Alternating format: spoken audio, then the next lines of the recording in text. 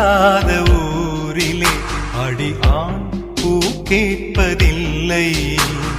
பெண் இல்லாத ஊரிலே கொடிதான் பூ பூப்பதில்லை.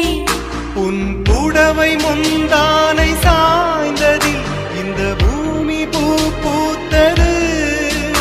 இது கம்பன் பாடாத சிந்தனை, உங்கள் காதோடு யார் சொன்னது?